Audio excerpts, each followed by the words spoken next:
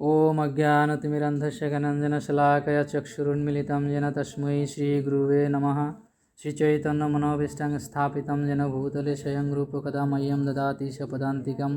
वन्देऽहं श्रीगुरुं श्रीयुतपदकमलं श्रीगुरुं वैष्णवं च श्रीरूपं साग्रजातं सहगणरघुनाथामृतं तं सजीवं स्वाद्वैतं सावधूतं परिजनसहितं कृष्णचैतन्यदेवं श्रीराधाकृष्णपादां सहगणललिता श्रीविशाखान्वितांश्च। नमो विष्णुपदाय कृष्णप्रेष्ठाय भूतले श्रीमते जयपताका स्वामिनीति नामिने। नमो आचार्यपदाय निताय कृपाप्रदायिने गौरकथा धामोदाय नगरग्रामतारिणे। नमो विष्णुपदाय कृष्णप्रेष्ठाय भूतले श्रीमते भक्तिवेदांत स्वामिनीति नामिने। नमस्ते सरस्वती देवे गौरवाणी प्रचारिणे निर्विशेष शून्यवादी पाश्चात्य देशतारिणे। हे कृष्ण करुणा सिंधु दीनबंधु जगतपते गोपेश गोपिका कांत राधा कांत नमोस्तुते। तप्त कांचन गौरांगी राधे वृंदावनेश्वरी विश्वभानुसुते देवी प्रणमामि हरिप्रिये। वंशाकल्पतरुभ्यश्च कृपा सिंधु भयेव च पतितानां पावनेभ्यो वैष्णवेभ्यो नमो नमः। जय श्री कृष्ण चैतन्य प्रभु नित्यानंद श्री अद्वैत गदाधर श्रीवासादि श्री गौरभक्तवृंद। हरे कृष्णा कृष्णा कृष्णा हरे हरे, हरे राम राम राम हरे हरे।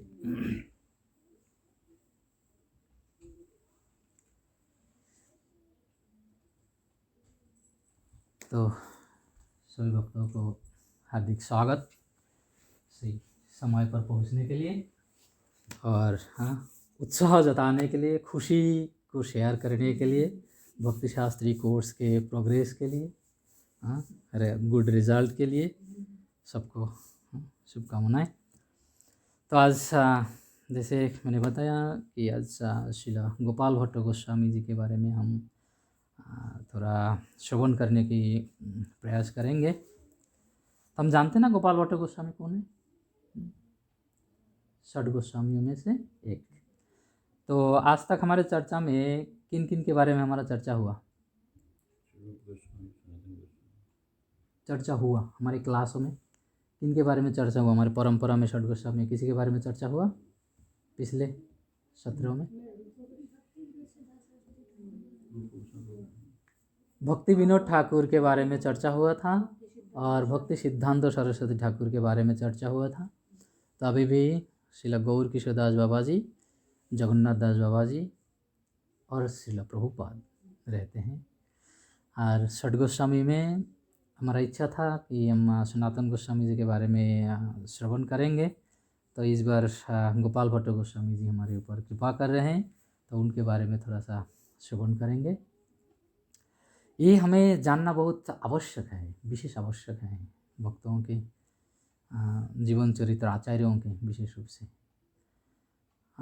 ये बच्चे लोग सब अलग कर दिया गया तो इसमें शांति है, लेकिन हम तो यही चाहते थे कि बच्चा हमारे साथ क्लास में बैठे, क्योंकि ये एक प्रकार की ट्रेनिंग है उन लोगों के लिए भी कि हमारे क्लास में अगर बच्चा शैतानी भी करे वो रिकमेंडेड है। हमने पहले आलोचना किए थे क्लास के शुरुआत में हमने ये चर्चा किए थे कि भक्तों लोग बच्चों को भी हमें बैठाने की कोशिश करना है, क्योंकि हर जगह हम देखते हैं स्कूल में जाते हैं बच्चा खिलाई करते हैं, घर पे रहते हैं बच्चा खिला करते हैं, कोई पार्टी में जाते हैं खिलाई करते हैं, इस मंदिर में भी जाते हैं खिलाई करते हैं।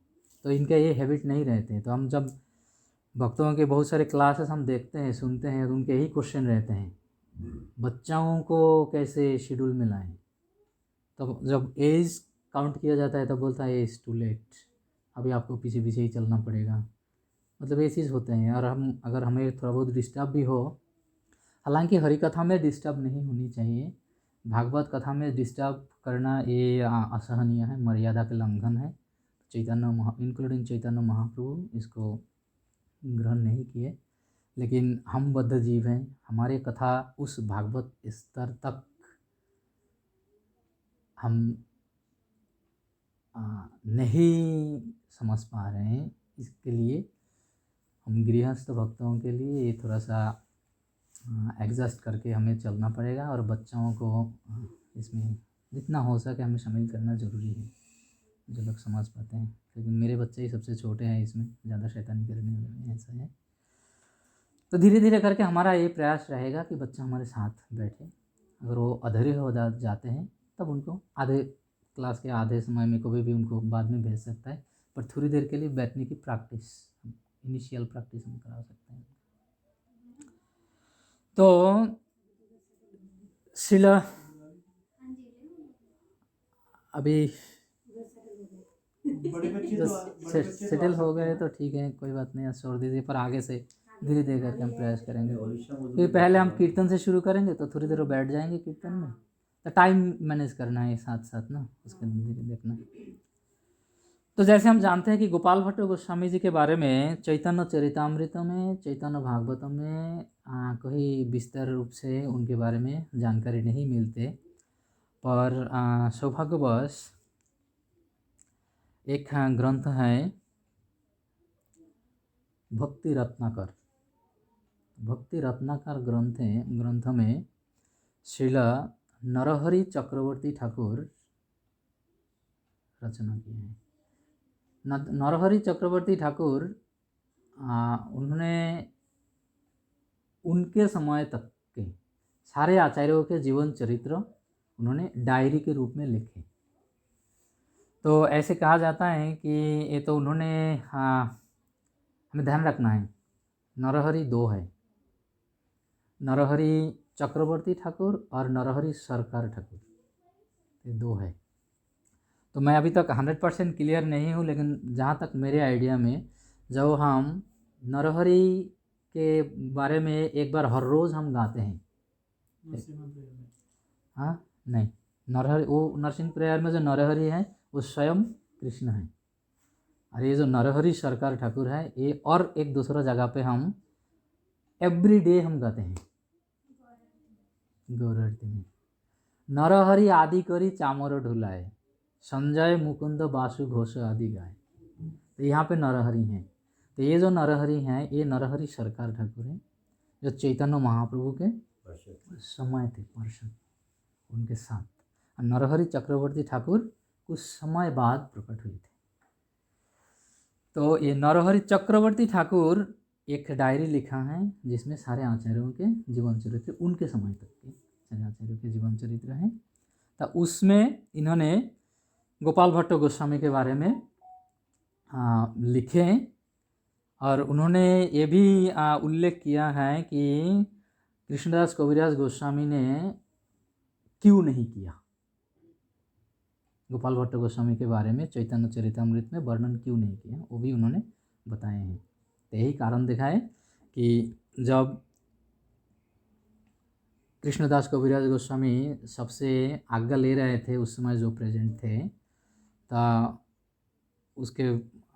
उस समय गोपाल भट्ट गोस्वामी जी भी प्रकट थे, तो उनके पास गए उनसे आज्ञा मांगने के लिए, लेकिन उन्होंने साफ साफ बोल दिया कि मेरे बारे में आप वर्णन नहीं करेंगे। जब इस प्रकार के आज्ञा प्राप्त हुआ तो वो उन्होंने उसको फॉलो किया। तो गोपाल भट्ट गोस्वामी जी का उनको जो वारण किया है, मना किया है, मना करने के पीछे कारण थे, उनके जीवन चरित्र में देखा जाता है वो बहुत हम्बल थे, बहुत विनम्र भक्त थे। तो जब भक्त विनम्र होते हैं वो अपने आप को नहीं दिखाते, नहीं प्रकट करते। लोकनाथ गोस्वामी भी यही किए थे। हम जानते हैं लोकनाथ गोस्वामी के बारे में। लोकनाथ गोस्वामी कौन है? लोकनाथ स्वामी वही जिन्होंने उनको दीक्षा दी थी, नरोत्तम दास जी। हाँ, हम लोकनाथ गोस्वामी के बारे में भी हर रोज़ हम चर्चा करते हैं। कहाँ पे? लोकनाथ लोके राजीव गुरु वंदना में हम लोकनाथ गोस्वामी के बारे में सुनते हैं। तो लोकनाथ गोस्वामी है नरोत्तम दास ठाकुर के शिष्य और एकमात्र शिष्य। तो लोकनाथ गोस्वामी भी इसी प्रकार कविराज गोस्वामी को बोले थे कि मेरे बारे में कोई चर्चा नहीं होनी चाहिए। तो इसके कारण वैष्णव अपराध के डर से सनातन गोस्वामी रचना नहीं किए। तो ये उनके विनम्रता थे, दीनता थे। लोकनाथ गोस्वामी जब नरोत्तम दास ठाकुर को दीक्षा दिए, और दीक्षा ना देने का कारण उन्होंने बताया कि मैं खुद अपने आप को उद्धार करने की शक्ति मुझ में नहीं है, तो मैं किसी को उद्धार करने का भार कैसे भुला लूँ। कोई एंगल में हमें ये सब चीज़ें देखना है। तो गोपाल भट्ट गोस्वामी का भी यही आशय यही रहा कि वो अपने आप को हीन मानकर उन्होंने बोला कि मेरे बारे में चर्चा नहीं होना चाहिए। हालांकि उनके जीवन चरित्र में ये सारे इसका उल्टा है जो उन्होंने देखा है। हरिभक्ति विलास एक प्रमाणिक ग्रंथ है वैष्णव समाज में। रचना कौन किए हैं? हम जानते हैं, लास्ट टाइम हम बताए थे कि गोपाल भट्ट गोस्वामी ने रचना किया है, पर नहीं, रचना किया है सनातन गोस्वामी, पर नाम गोपाल भट्ट गोस्वामी का दिया है। एक देखिए वैष्णव की दीनता देखिए। एक राइटर, आप कोई राइटर आज के दिन में किसी राइटर को आप जाके बोलेंगे कि भाई आपके जगह आपने मेहनत किया है, मेरा नाम पे आप पब्लिश कीजिए, पॉसिबल नहीं है कि कोई साल मेहनत करने के बाद एक बुक लिखते हैं, है ना। तो सनातन गोस्वामी चैतन्य महाप्रभु के कहने पर, जब सनातन गोस्वामी उनसे सारे श्रवण किए चैतन्य महाप्रभु से, तो उसके बाद बोले कि प्रभु मैं नीच हूँ, अधम हूँ, मैं जवन के अंडर में कर्मरत था। तो इसी हालत में अगर मैं ग्रंथ का रचना करूं तो वैष्णव समाज उसका श्रद्धा नहीं करेंगे। तो चैतन्य महाप्रभु बोले तो ठीक है, तो तुम एक काम करो, ग्रंथ का रचना करो और गोपाल भट्ट गोस्वामी के नाम पे तुम पब्लिश करो। गोपाल भट्ट गोस्वामी बहुत उच्च कोटि के ब्राह्मण परिवार में उनका जन्म है। तो ये गोपाल भट्ट गोस्वामी के, तो गोपाल भट्ट गोस्वामी इसको इनकार नहीं, पहले इनकार किए थे, पर सनातन गोस्वामी जब उनको बताएं कि ये चैतन्य महाप्रभु का आदेश है, तब उन्होंने सेवा के रूप में इसको स्वीकार किया है। ये वैष्णव समाज की रीति है। तो गोपाल भट्ट गोस्वामी के बारे में उनके प्राचीन निरुक्ति करके एक डिक्शनरी है, तो उसमें उनके बारे में कुछ वंदना किए हैं। वंदे श्री गोपालकम द्विजेन्द्रम वेंकटात्मजम श्री चैतन्य प्रभु सेवा निजुक्तं च निजालये। मैं श्री गोपाल भट्ट कृषि चरण को वंदना करता हूँ, जो द्विजेंद्र, द्विजों में इंद्र, ब्राह्मण, द्विज मतलब ब्राह्मण, तो ब्राह्मण में बहुत उच्च कोटि के ब्राह्मण के घर में वेंकट भट्ट के आत्मज संतान के रूप में प्रकट हुए और श्री चैतन्य महाप्रभु के निजी सेवा अपने हाथों से निजी गृह में किए। इस प्रकार प्राचीन निरुक्ति में उनके बारे में वंदना किया गया है। तो बहुत मधुर उनका जीवन चरित्र है। तो उनके पिता का थोड़ा सा परिचय इस प्रकार दिया जाता है। श्री वैष्णव एक वेंकट भट्ट नाम प्रभुर निमंत्रण कैल करिया सम्मान। एक समय की बात चल रहे हैं जब श्री चैतन्य महाप्रभु दाक्षिणात्य भ्रमण, दक्षिण भारत में जब भ्रमण करने गए तो उस समय चातुर्मास्य का व्रत शुरू हुआ था। तो चातुर्मास्य का नियम हम लास्ट वीक में सुने हैं कि चातुर्मास्य का पालन किस तरह की की जाती है। तो ये 4 महीने चैतन्य महाप्रभु एक स्थान में रह करके अपना भक्ति करना चाहते थे। तो उस समय वेंकट भट्टो,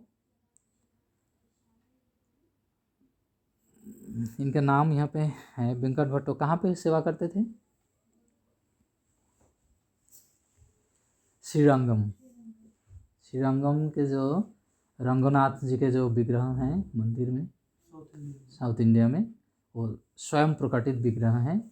तो उस विग्रह के प्रधान पुजारी थे वेंकट भट्ट। ये साउथ इंडियन ब्राह्मण थे। तो ये श्री संप्रदाय के हैं। संप्रदाय के बारे में हम बहुत पहले चर्चा किए थे। जो 4 संप्रदाय हैं अथराइज्ड हैं, ब्रह्म, रुद्र, श्री, कुमार, ये 4 संप्रदाय। बाद में माधवाचार्य, रामानुजाचार्य, निम्बादित्य और विष्णु स्वामी। तो ये जो श्री संप्रदाय है, ये निम्बाक संप्रदाय के जो संप्रदाय है, ये श्री संप्रदाय के नाम जाना जाता है। श्री संप्रदाय जो लक्ष्मी जी से आते हैं, और श्री संप्रदाय के मूल विग्रह क्या है? लक्ष्मी नारायण। तो इस प्रकार तो जो वेंकट भट्टो वो रंगनाथ जी के सेवा करते थे, उस समय के प्रधान पुजारी थे। तो वेंकट भट्ट जब चैतन्य महाप्रभु के बारे में श्रवण किए, उनके दर्शन किए साक्षात, जब वहाँ पे गए तो चैतन्य महाप्रभु का एक नियम था। एक श्लोक आगे पता नहीं सामने आएगा कि नहीं। कावेरी नदी है, कावेरी नदी में स्नान करके वेंकट भट्ट जी के दर्शन किया जाता है, ये प्रथा है वहाँ की। तो चैतन्य महाप्रभु प्रतिनियत कावेरी में स्नान करी, देखी रंगनाथ, इस प्रकार के श्लोक हैं कि कावेरी में अपने भक्तों को लेकर के कावेरी नदी में स्नान करके रंगनाथ दर्शन करके फिर भक्तों के साथ मिलित होकर के अपना चर्चा करते थे। तो वेंकट भट्टो पहले ही उनके दर्शन वहाँ पे किए हैं। तो ये बहुत लर्नड स्कॉलर थे। वेंकट भट्टो जो हैं बहुत शास्त्रीय सिद्धांतों में बहुत निपुण थे, क्योंकि उनका जो वंश परंपरा का जो हिस्ट्री है वो सारे इसी लेवल के हैं, तभी तो उन्होंने वहाँ के प्रधान बने। तब जब चैतन्य महाप्रभु को उन्होंने दर्शन किया तो वो ये समझ गए थे कि ये कोई साधारण मनुष्य नहीं है। यद्यपि ये इनके संप्रदाय के नहीं हैं, श्री संप्रदाय के नहीं हैं, फिर भी उन्होंने ये समझ गए थे कि ये साधारण मनुष्य नहीं है, ये भगवान के कोई विशेष शक्ति है, यह स्वयं भगवान है। तो जब इस प्रकार चैतन्य महाप्रभु के दर्शन प्राप्त हुआ, उनसे आकर्षित हुआ, तो उन्होंने ये मौका का फ़ायदा उठाने के लिए, कि शास्त्रीय ज्ञान तो है, वो जानते थे चातुर्मास्य का नियम, तो चैतन्य महाप्रभु से उन्होंने ये प्रार्थना की कि प्रभु अभी चातुर्मास्य के व्रत शुरू हो रहा है, तो मैं आपके श्री चरण कमल में निवेदन करता हूँ कि ये 4 महीना मेरे घर पे आप रह कर के मेरा निमंत्रण स्वीकार कीजिए। चातुर्मास्य के ठीक पहले ही चैतन्य महाप्रभु वहाँ पे गए थे। अब इसी में ही आगे वेंकट भट्ट के इस चरित्र में, गोपाल भट्ट गोस्वामी के जीवन चरित्र में आगे वो चीज़ बताते हैं कि चैतन्य महाप्रभु का जाने का कारण क्या था। महाप्रभु वहाँ पे गए, दर्शन हुए, निमंत्रण किया, ऐसे नहीं है, पहले प्लान है। भगवान कोई भी काम करते हैं उनका प्लान होते हैं। क्या प्लान होते हैं? भगवद गीता के यदा यदा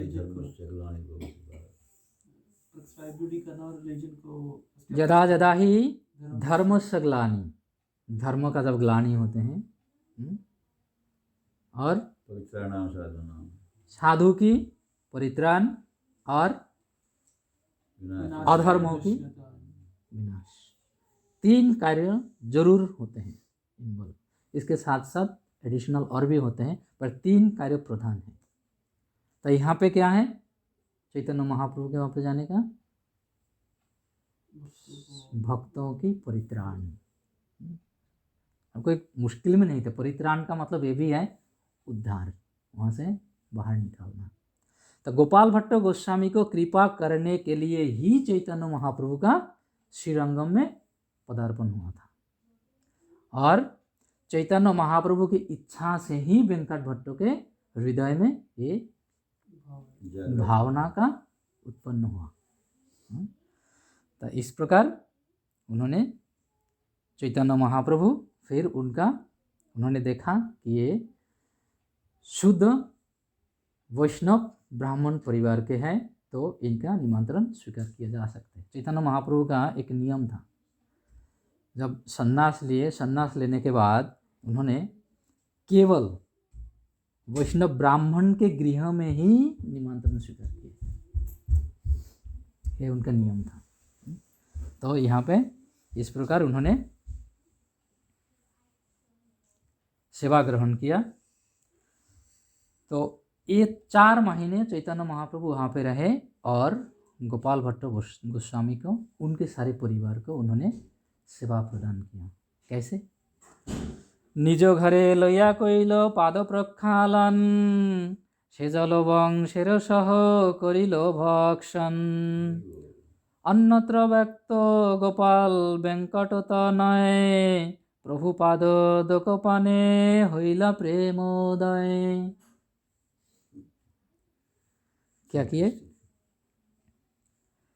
निज घरे लैया, चैतन्य महाप्रभु को अपना घर पे रख करके क्या किया?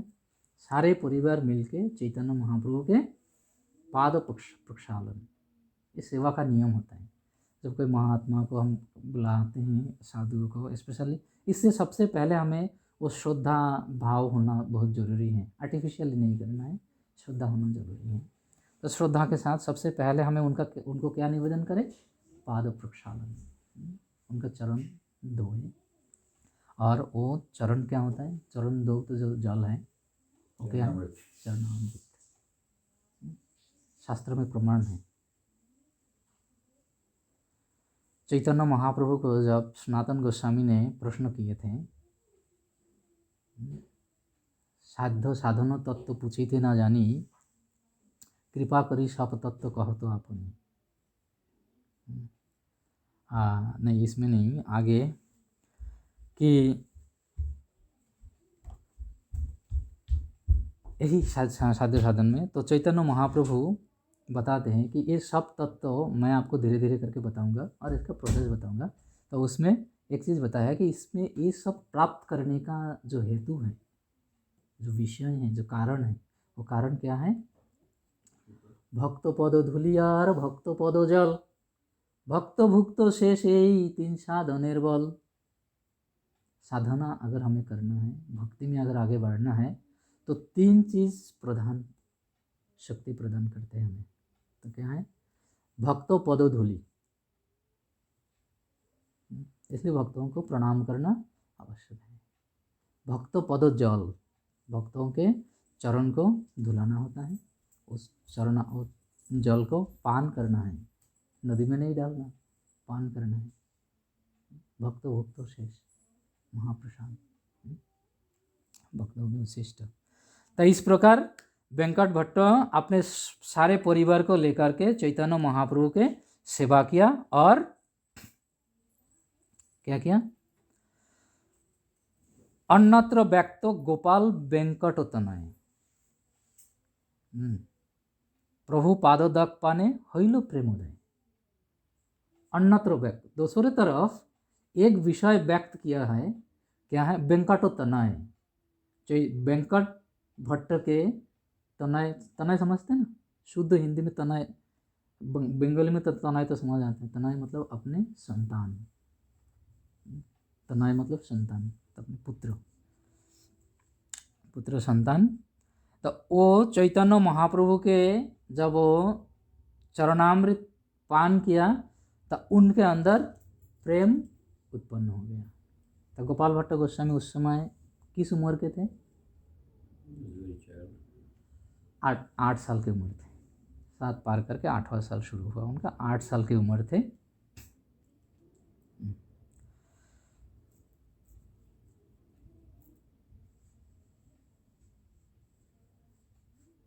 भाव क्या हुआ?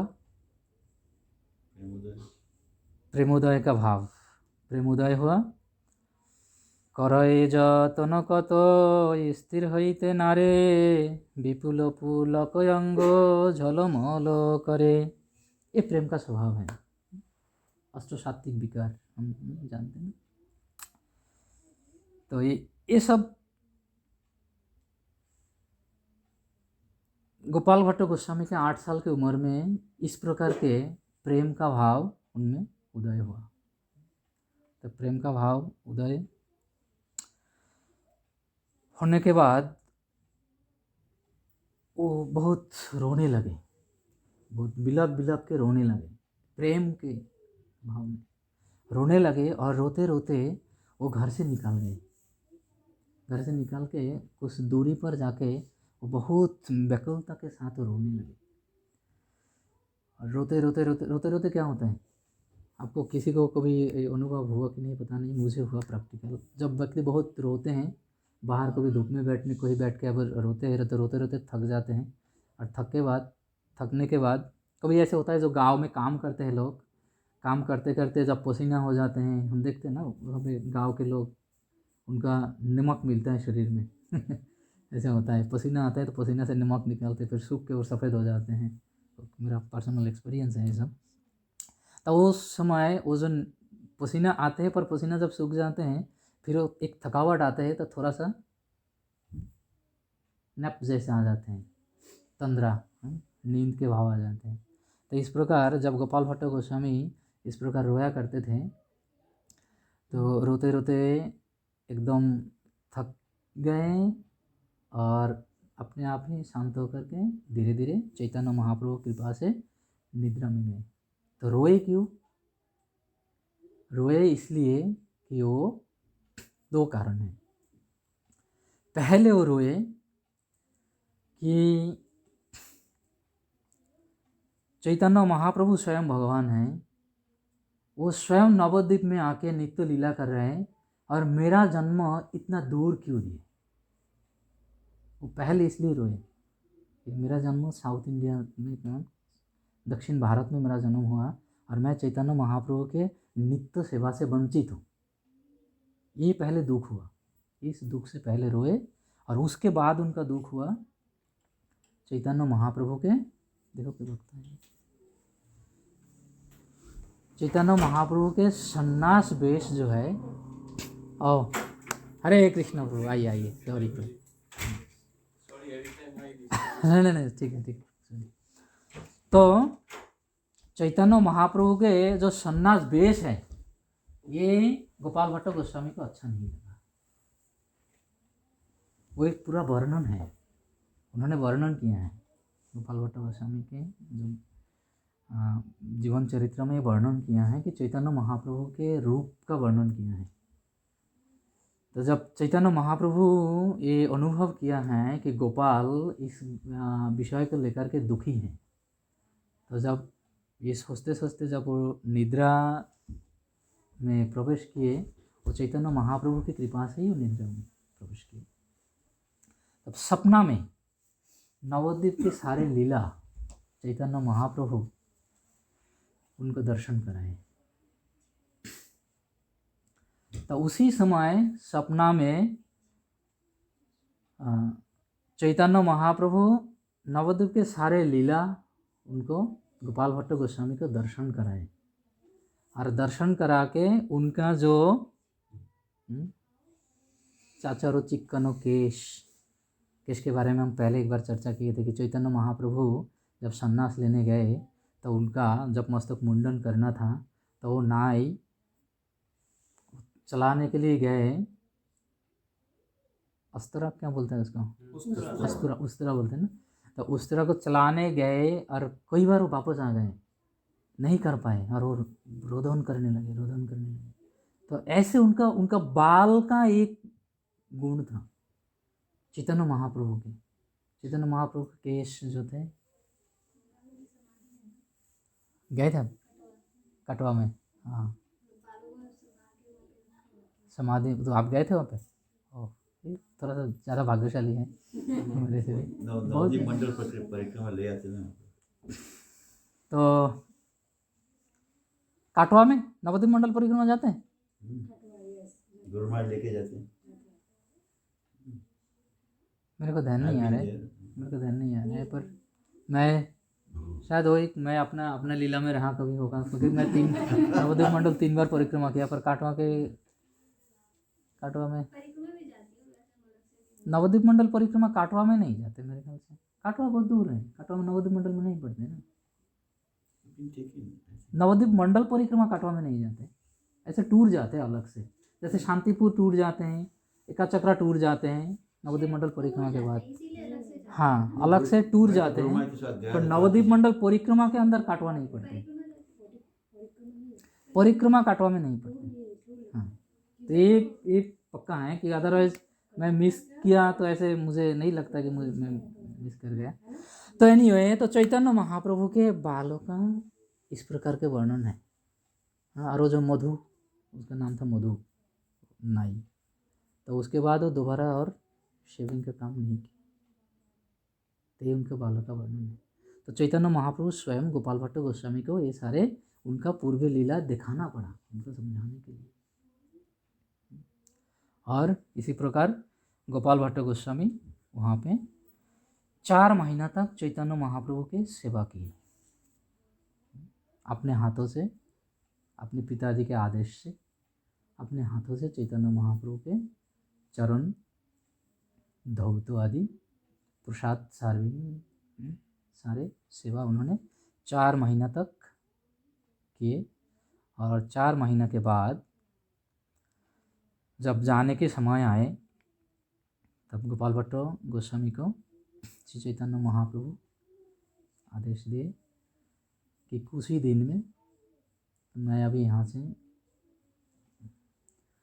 कटक होके मैं पुरुषोत्तम धाम जाऊँगा, और कुछ ही दिनों में अभी तुम अपने माता पिता की सेवा करो, और कुछ ही दिनों में तुम वृंदावन आके फिर वहाँ पे रूप सनातन जीव आदि भक्तों से मिलोगे। तो इस प्रकार बोल के चैतन्य महाप्रभु वहाँ से 4 महीना अपना चातुर्मास्य संपन्न करके वो वहाँ से निकल के अपना पूरी धाम की यात्रा की, और काफ़ी समय तक वहाँ पे गोपाल भट्ट गोस्वामी अपने माता पिता के सेवा करते रहे। बहुत विनम्रता से वो अपने माता पिता की सेवा करते रहे, और माता पिता के सेवा करे उनके, और 2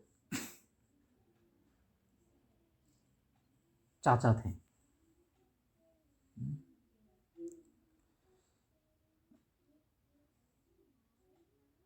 एक है प्रबोधानंद सरस्वती, ये सारे श्री वैष्णव के हैं, श्री वैष्णव संप्रदाय के दीक्षित है। प्रबोधानंद सरस्वती बहुत बड़े स्कॉलर है, और कुछ ही दिनों में प्रबोधानंद सरस्वती ठाकुर से सारे शास्त्रों का ज्ञान कुछ ही दिनों में गोपाल भट्ट गोस्वामी प्राप्त किए। बहुत बड़े स्कॉलर उनको स्कॉलरशिप प्राप्त हो। तो इस प्रकार प्रबोधानंद सरस्वती और वेंकट भट्ट और उनके जो भाई हैं, नाम मैं भूल गया, उनके भाई का नाम भी वर्णन में आते हैं।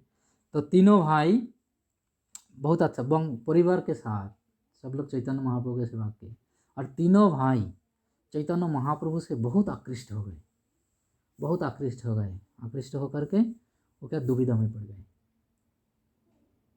बहुत बड़ा दुविधा में पड़ गए कि अब करे तो करे क्या। तो उसमें बहुत सुंदर एक चर्चा है, तो अगर हमारे पास समय हो पाएंगे तो हम थोड़ा चर्चा करेंगे। तो मेन हमारा गोपाल भट्ट गोस्वामी जी के बारे में थोड़ा सा हम देखेंगे।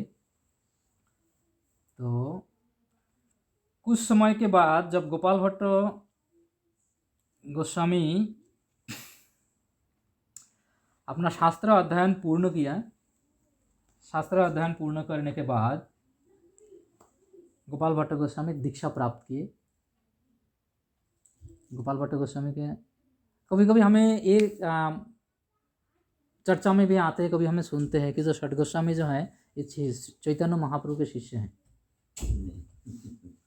षट गोस्वामी जो है ये चैतन्य महाप्रभु के शिष्य है, इसी तरह से जनरली जानते हैं हम, पर ये नहीं है। चैतन्य महाप्रभु सनातन गोस्वामी और रूप गोस्वामी को नाम दीक्षा प्रदान किए। तो वो डायरेक्ट दीक्षित हैं। और गोपाल भट्ट गोस्वामी जो हैं ये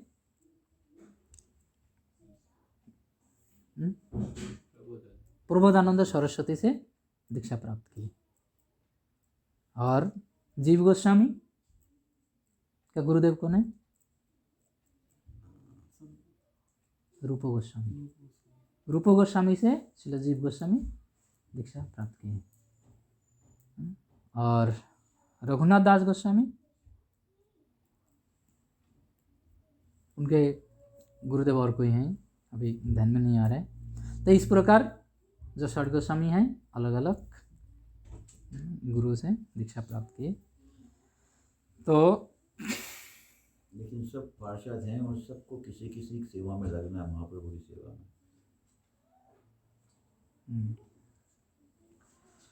तो इस प्रकार तो गोपाल भट्ट गोस्वामी का इतना सौभाग्य हुआ कि वो चैतन्य महाप्रभु के गोद में चढ़े। चैतन्य महाप्रभु गोद में उठा के 8 साल के बच्चे थे तो गोद में उठा के खिला करते थे, जबकि उनसे सेवा ग्रहण किए। शास्त्र में इसका ऐसे इस प्रकार वर्णन है। एतो कही गोपाले रे करी प्रभु कोले, गोपालेर अंग सिक्त कइलो नेत्र जले।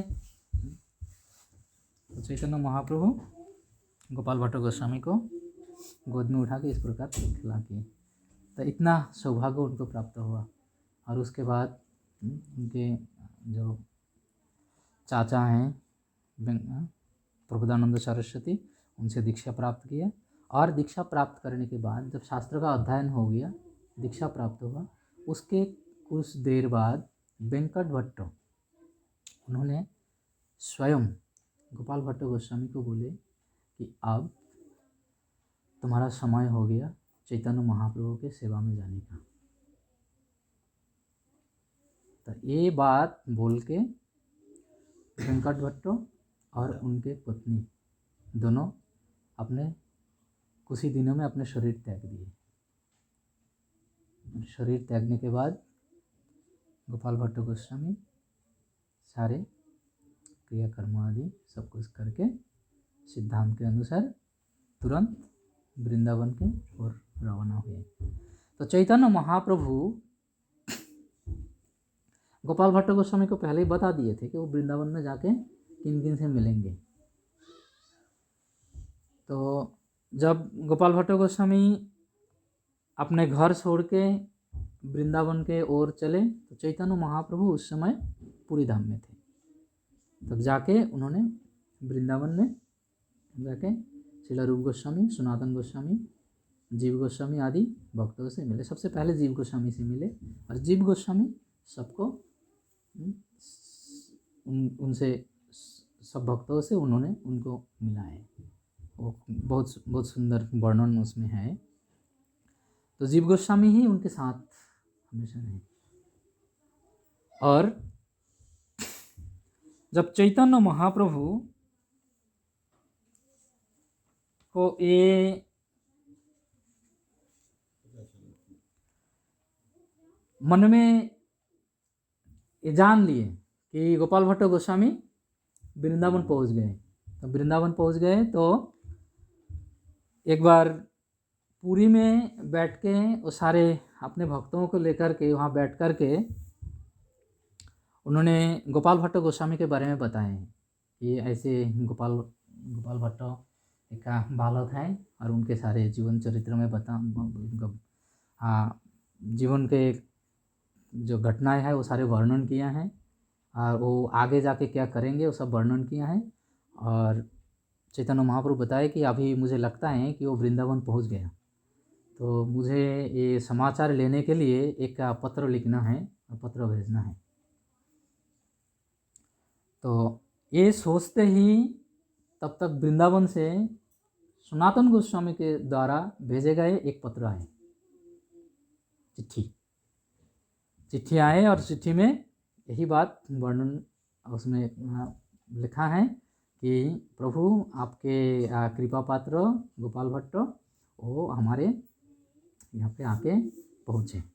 तो ये चिट्ठी जब उनको मिला तब चैतन्य महाप्रभु बहुत खुश हुए, सारे भक्तों बहुत आनंदित हुए और चैतन्य महाप्रभु एक पत्र लिखे।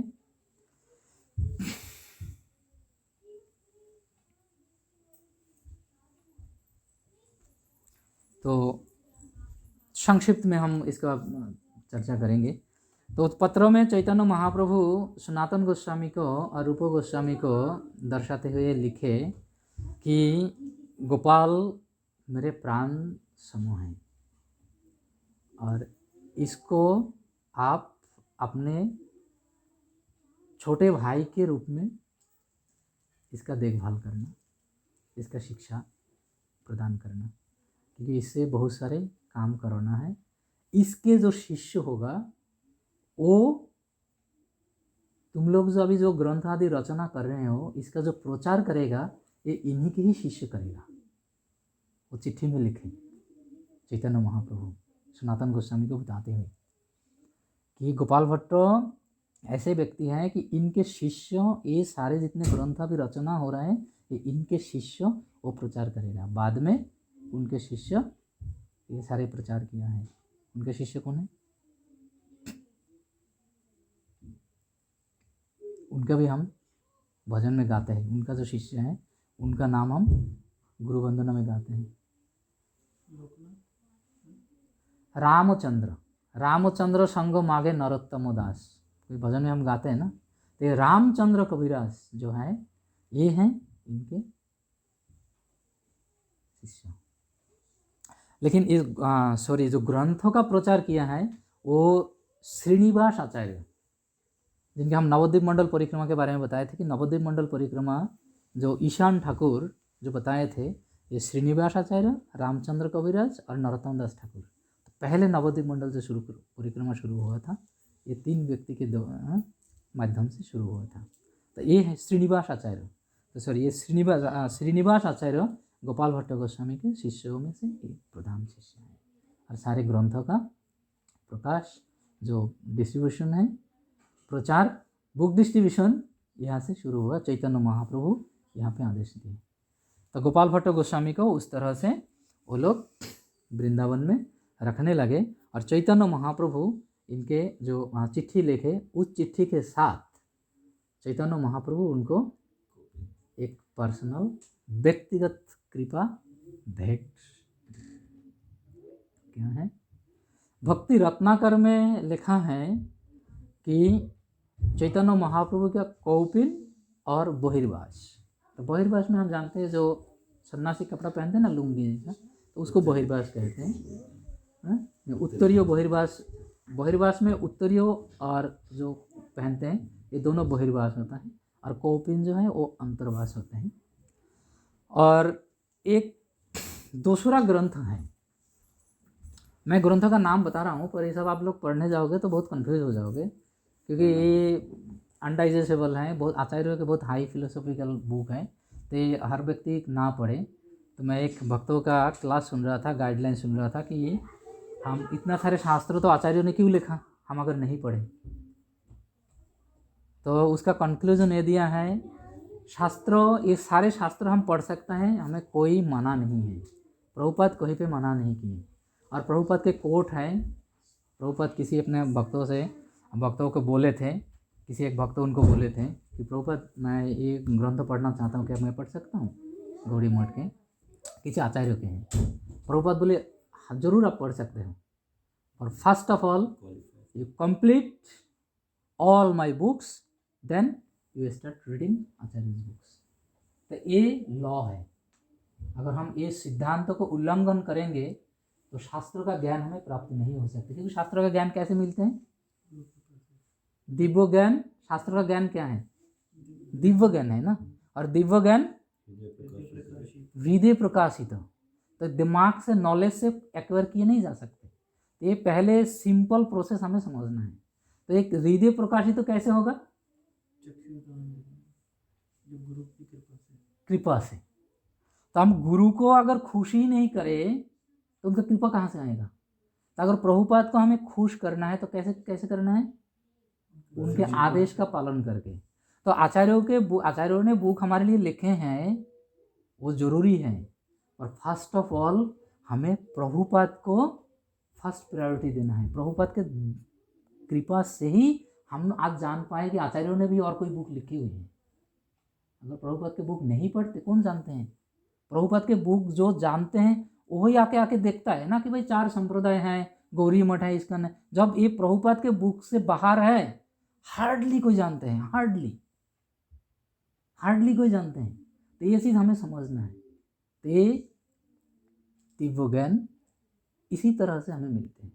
तो अगर आचार्यों के बुक पढ़ के आपको कृपा मिलनी है तो वो केवल प्रभुपाद अगर खुश है तो भी मिल सकता है, मना नहीं है। पर उस लेवल में जब हम जाए तब हम पढ़ें। अभी आप लोग मुझे कह सकते हो कि प्रभु आप क्यों पढ़ रहे? मैं नहीं पढ़ रहा हूँ। मैं ये सब भूरी, मेरे पास पुस्तक का पूरा वो है, लाइब्रेरी जैसा पढ़ा हुआ है, पर मैं वो पढ़ता नहीं। लेकिन कहीं कहीं से कोई कोट देख करके वो पर्टिकुलर श्लोक, जैसे प्रभुपाद कोई कोट किया है, आधा श्लोक बोले, तो उस कोट को कंप्लीट करने के लिए कभी कभी श्लोक देखना पड़ता है। इसलिए मैं पर्टिकुलरली वहीं पे जगह जाके मैं वो चीज़ ढूंढता हूँ। तो इसमें खास कोई दोष मेरे ख्याल से नहीं लगता, क्योंकि अगर भक्तों को बताना है तो उसके लिए वो ज़रूरी है, इसलिए मुझे ये चीज़ करना पड़ता है। पर मैं डीपली स्टडी नहीं करता, क्योंकि मैं आज तक अभी तक प्रभुपाद जी के सारे बुक्स में कंप्लीट नहीं किया, जबकि मेरे पास लिस्ट नहीं है। तो पर अभी ये बात हो रहा था हम दोनों में, जैसे मैं बताया कि कौन सा बुक, क्योंकि मेरा बुक स्टॉल का ही सेवा था, तो काफ़ी सारे बुक्स मैंने देखा। मैं छोटे छोटे बुक्स जो हैं वो मैं ऑलरेडी पढ़ चुका हूँ। तो अभी बाद में ध्यान आता है कि वो नाम जब ध्यान आता है, वैदिक साम्यवाद। अभी एक फिलोसफी आया तो मैंने इनको बोला कि आपने वैदिक साम्यवाद पढ़ा? बोले नहीं। तो वो तो मैंने पढ़ चुका है। जैसे लास्ट वीक की क्लास में मैं बताया था, परफेक्ट क्वेश्चन परफेक्ट आंसर में प्रभुपाद जी राधा रानी के बारे में एक विषय बताए थे, तो वो बुक में कंप्लीट किया है। जीवन का स्रोत जीवन, ज्ञान की तलवार, ये सारे छोटे छोटे काफ़ी पुस्तकें मैं कंप्लीट कर लिया। तो इस तरह से कहाँ तक हम पहुँचे? चैतन्य महाप्रभु का महाप्रसाद जो गोपाल भट्ट गोस्वामी के लिए भेजे। लेकिन एक दूसरा और बुक है, वो बुक है प्रेम विलास। प्रेम विलास के नाम से एक बुक है। उस बुक में इस तरह से लिखा है कि चैतन्य महाप्रभु कोपिन और एक लकड़ी का पट्टा, बांग्ला बोले ना पीढ़ी बसार, बांग्लाते तो खावा कहते पीढ़ीते बसे ना, काठेर पीढ़ीते,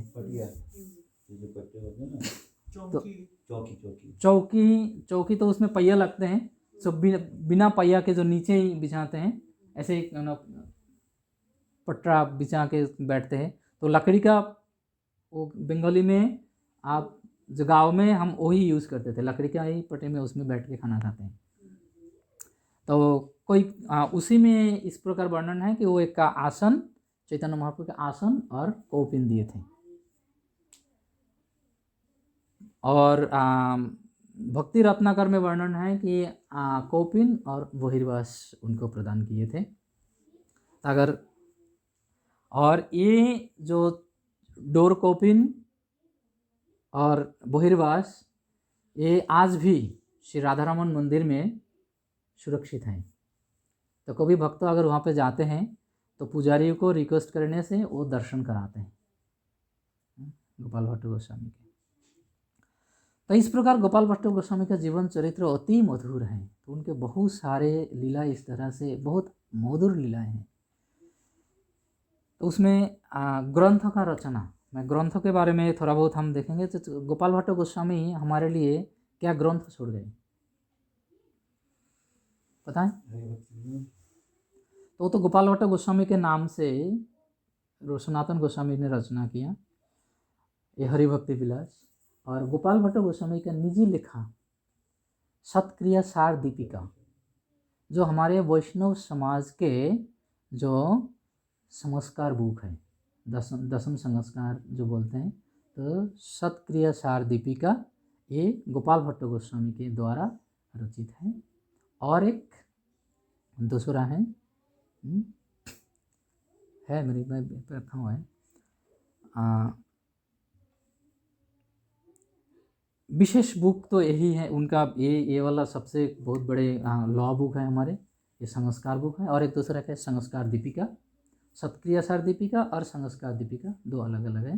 तो संस्कार दीपिका में श्राद्ध कर्म आदि के वर्णन है और सत्क्रियासार दीपिका में दशम संस्कार के बारे में विस्तार से वर्णन है। तो ये गोपाल भट्ट गोस्वामी ने दिया। और जो चैतन्य महाप्रभु दो ग्रंथों का उद्धार किए थे साउथ इंडिया के टूर में, पता है कौन सा दो ग्रंथ? एक है ब्रह्म संहिता और दूसरा है ब्रह्म संहिता स्वयं ब्रह्मा जी के द्वारा लिखित है, और दूसरा बुक जो है कृष्ण कर्णामृत बिल्वमंगल ठाकुर के द्वारा लिखित है। और यही कृष्ण कर्णामृत जो है ये गोपाल भट्ट गोस्वामी के द्वारा इसका कमेंट्री दिया गया है। इनका टिप्पणी गोपाल भट्ट गोस्वामी के द्वारा दिए गए हैं। और ये कमेंट्री गोपाल भट्ट गोस्वामी जब कमेंट्री लिखे कृष्ण कर्णामृत के, ये बहुत सुंदर, एक बहुत माधुर्यपूर्ण लीला है। गोपाल भट्ट गोस्वामी कर्णामृत पढ़ के उस लीला का ध्यान करते थे, और सायं काल में वो निधुवन के आसपास निकुंज वन में वो स्वयं जाते थे और वो लीला स्वयं दर्शन करते थे और उसके ऊपर टिप्पणी लिखते थे। इसलिए गोपाल भट्ट गोस्वामी पेन लेके साथ में घूमते थे, और कोई भी ब्रजवासी जब आ जाते थे वो अपना लेखन छुपा दे के एक साधारण व्यक्ति जैसे वो घूमते थे। जब वो व्यक्ति फिर निकल गए, फिर उस लीला का ध्यान करते थे, वो लीला स्वयं दर्शन करते थे और लिखते थे। इस प्रकार वर्णन है गोपाल भट्ट गोस्वामी के बारे में। तो ये गोपाल भट्ट गोस्वामी। तो गोपाल भट्ट गोस्वामी जब ब्रज में गए, ब्रज में जाने के बाद रूप सनातन के बहुत कृपा मिले, सारे आचार्यों के बहुत कृपा मिले, वहाँ पे लोकनाथ गोस्वामी की कृपा मिले, और जीव गोस्वामी का पर्सनल गाइडलाइंस मिले। और जीव गोस्वामी अपना 60 संदर्भों में वो लिखते हैं कि ये जो 60 संदर्भ हैं, आप जानते हैं गोपाल भट्ट गोस्वामी के 60 संदर्भों के बारे में, 6 फिलोसफी, ये हाईएस्ट फिलोसफी। डिवोशनल लाइफ में अगर कोई पीएचडी करते हैं तो ये 60 संदर्भ को, 6 फिलोसफी को पढ़ाते हैं, इसी में ही पीएचडी मिलते हैं। तो जीव गोस्वामी अपना भक्ति संदर्भ में और तत्व संदर्भ में उन्होंने ये उल्लेख किया है कि ये जो 60 संदर्भ में रचना किया, ये गोपाल भट्ट गोस्वामी के ब्रीफ नोट उन्होंने पहले ही ऑलरेडी लिख चुका है 60 संदर्भ। तो वो ब्रीफ नोट उनको लेकर के मैं इसको एक्सटेंड किया, डिटेल एक्सप्लेन किया। तो जीव गोस्वामी भी ये 60 संदर्भ क्रेडिट, 60 संदर्भ की जो क्रेडिट है ये गोपाल भट्ट गोस्वामी को प्रदान करते हैं। तो गोपाल भट्ट गोस्वामी का एक लीला है, जब वो वृंदावन पहुँचे और चैतन्य महाप्रभु के चिट्ठी उनको मिला, प्रसाद उनको मिले, तो वो अगर प्रेम विलास को हम देखते हैं तो गोपाल भट्ट गोस्वामी वो कौपिन जो है चैतन्य महाप्रभु के, वो अपने कंठों में कंठीमाला के रूप में वो धारण किए, और जो आसन दिए थे वो आसन का उन्होंने पूजा करने लगे।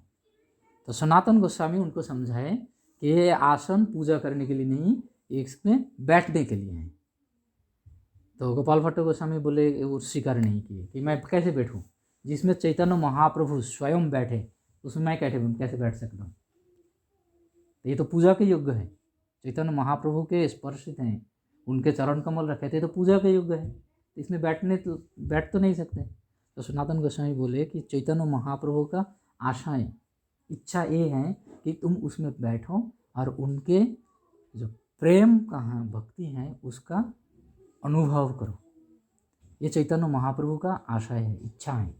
अगर तुम ये नहीं करोगे तो तुम महाप्रभु के आदेश का उल्लंघन करोगे। तो मर्यादा लंघन ना हो, इसलिए गोपाल भट्ट गोस्वामी उसको फिर आसन के रूप में इस्तेमाल किए। तो इसके बाद गोपाल भट्ट गोस्वामी एक बार टूर में जाते हैं, अपना साधना खत्म शुरू करने से पहले टूर में जाते हैं। तो वो भ्रमण करते समय गंडकी नदी, हम जानते हैं गंडकी नदी कहाँ पे है, नेपाल में। आज और नेपाल में है। तो उस समय डिवाइड नहीं हुए थे कंट्रीज, तो भारत में ही थे। तो गंडकी नदी के किनारे में वो गए थे, तो वहाँ पे भी जो लीला है ये हमेशा लीला अलग अलग बताते हैं, लेकिन इसमें कंफ्यूज होने की कोई आवश्यकता नहीं है और किसी को एक्सेप्ट और किसी को नेग्लेक्ट भी नहीं करना चाहिए, तो उसमें वैष्णव अपराध के शंका है। तो दोनों वर्णन जो हैं वो सही हैं। तो एक वर्णन में है कि जब गंडकी नदी के वहाँ पे गए तो उनको एक शालिग्राम शिला प्राप्त हुआ और वो शालिग्राम शिला लेके बाद में वो उसी का सेवा करने लगे।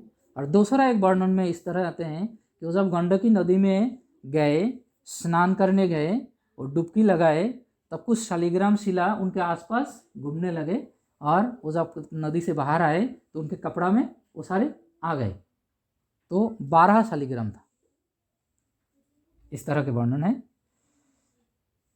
तो उन्होंने फिर वो शालिग्राम को नदी में डाल दिए, फिर स्नान डुबकी लगा के फिर आए, फिर शालिग्राम आ गए। तो आने के बाद तो गोपाल भट्ट गोस्वामी समझ गए कि ये भगवान जी के अपने कृपा हैं और ये मेरे साथ जाना चाहते हैं। तो वो सारे शालिग्राम वो लेके आए और उसमें से एक शालिग्राम प्रधान शालिग्राम मान के उसी का सेवा करते थे और बाकी शालिग्राम उसके साथ सेवित होते थे, साथ में रखा जाता था। तो एक दिन वो शालिग्राम के इस प्रकार सेवा करने लगे, बहुत दिन से ऐसे सेवा चलते रहे। तो उनके मन में एक बार ये विचार आया कि शालिग्राम जी अगर विग्रह के रूप में होते तो बहुत अच्छा से मैं सजाता। मन में एक विचार आया इस तरह से, बहुत अच्छा से मैं इनको श्रृंगार मैं करता। तो इस प्रकार के जब विचार आए, भक्त वत्सल भगवान ना, इस प्रकार के जब विचार आए तो ये विचार करके जो सो गए और दिन में वो जब उठे तो एक सेठ दिल्ली से आगरा बिजनेस करने के लिए गए थे और आते समय उनको बहुत मुनाफा हुआ, तो वृंदावन रुक करके वो कुछ गोपाल भट्ट गोस्वामी को कुछ भेंट दिए, दान दक्षिणा आदि कुछ दिए। तो उसके अंदर बहुत सारे ड्रेसेस थे। तो उनको वो प्राप्त करने के बाद उनको बहुत दुख हुआ कि मेरे पास तो जो विग्रह है इनका तो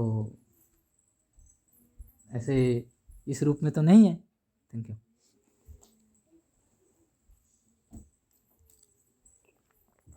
तो मैं ये इसका उपयोग कैसे करूं, इस प्रकार जब वो सोचे तो मन में बहुत व्यथित हुआ। उनका पहले भी इच्छा हुआ, तो इच्छा के बाद उनके बस कपड़े आ गए, लेकिन वो कपड़े आने से दुख हुआ कि मैंने इच्छा किया और कपड़ा भी आ गया, लेकिन अभी इसका प्रयोग कैसे करें। तो उनको खुश करने के लिए भगवान श्री कृष्ण वो 12 शालिग्राम में से जो मेन शालिग्राम, एक शालिग्राम जिनके हम सेवा करते थे, वो शालिग्राम अपने रूप में प्रकट हुए। तो आज हम वृंदावन में जाके जो राधा रमन जी का दर्शन करते हैं वो वही शालिग्राम से स्वयं जो प्रकटित विग्रह हैं वो वही राधा रमन जी है। इसलिए राधा रमन जी ज़्यादा बड़े नहीं हैं। तो शालिग्राम थोड़ा सा बड़ा शालिग्राम था, तो उस शालिग्राम में अपने आप को जितना वो संभाल पाए उसी हिसाब से बनाए। तो फिर इसी साइज़ के ही इसी मतलब वही इस तरह के साइज़ में ही है। तो स्वयं भगवान प्रकट होकर के उनका सेवा इस तरह से उन्होंने ग्रहण किया। तो प्रमाण ये है कि शालिग्राम अभी भी पीछे के हिस्सा जो है ना, हाँ, तो इसलिए इस तरह से बताया गया है कि वो तो हम नहीं देख सकते, पर अगर किसी का कोई भाग्य हो, कोई वहाँ पे पुजारी लोग अगर दर्शन कराए तो देखा है, तो शालिग्राम के आप पीछे देखोगे कि वो सारा जगह मतलब पूरा सामने का तो शरीर है और पीछे का जो है वो एक निकला हुआ है थोड़ा सा, जो शालिग्राम के रूप वहाँ पे पीछे दिखाई पड़ता है। उनके पीछे प्लेन नहीं है, वो शालिग्राम का रूप दिखाई पड़ता है। और एक चीज़ एक भक्त ने वर्णन किया है, वो उसके राधा रमन जी का जो आँखें हैं वो सारे विग्रह से अलग है। सारे विग्रह के अलग है, क्योंकि सारे विग्रह के जो आँखें हैं वो थोड़ा सा ज़्यादा मोटा होता है, चौड़े उस हिसाब से होता है, लेकिन वो उनका जो आँखें है वो थोड़ा सा लंबा सा है, थोड़ा पतला है और लंबा है। तो बताया है कि वो जो नेपाली लोगों की जो आंखें होती है। आँखें जैसे होते हैं उनका भी आँखें वैसे, क्योंकि वो नेपाल से आए हुए थे, तो इसलिए उनका आँखें नेपाली भक्तों के जैसे है। दांत भी थोड़े और हाँ, एक इम्पोर्टेंट चीज़ें हैं, किसी भी विग्रह का दांत नहीं दिखाते हैं। दांत नहीं होते हैं, दिखाते हैं, पर राधा रमन जी का दांत दिखाते हैं। तो ये भी एक चीज़ है, ये स्पेशल विग्रह है। ये राधा रमन बहुत बहुत एक स्पेशल विग्रह हैं। तो इस प्रकार जब वो विग्रह नेक्स्ट डे जब विग्रह प्रकट हुआ तो गोपाल भट्ट गोस्वामी आनंदित तो हुई हैं। उसके बाद सबसे पहले वो रूप सनातन को ये बात बताएं और रूप सनातन बहुत खुश हुए, बहुत आनंद प्राप्त किया और बहुत आनंदित होकर के वो लोग एक फेस्टिवल मनाए, विग्रह का उत्सव, विग्रह का अभिषेक आदि, क्योंकि उनका तो स्थापना करने की आवश्यकता नहीं है, क्योंकि स्वयं प्रकटित विग्रह है तो स्वयं है ही है। तो इस प्रकार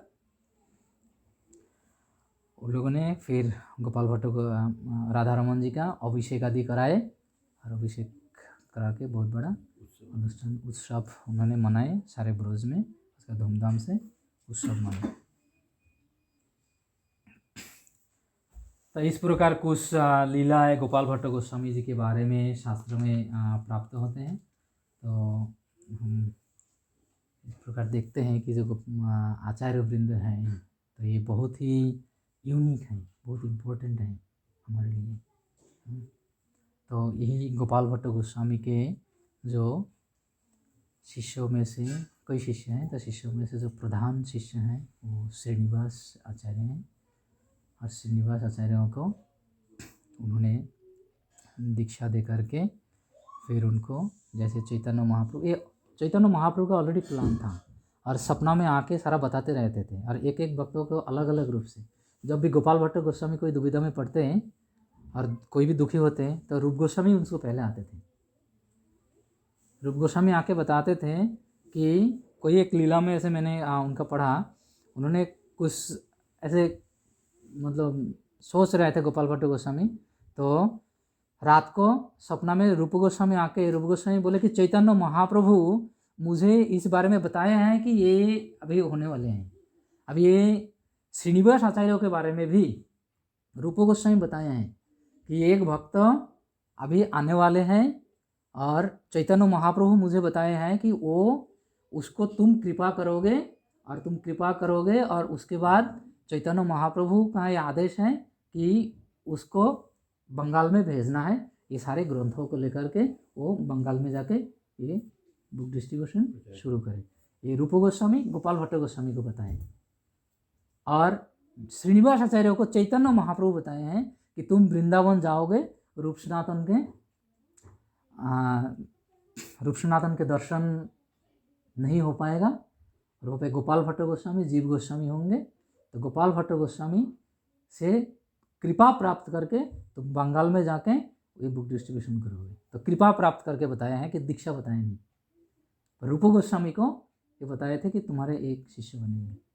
तो ये सारे आचार्यों की ये साक्षात लीलाएँ हैं इस प्रकार।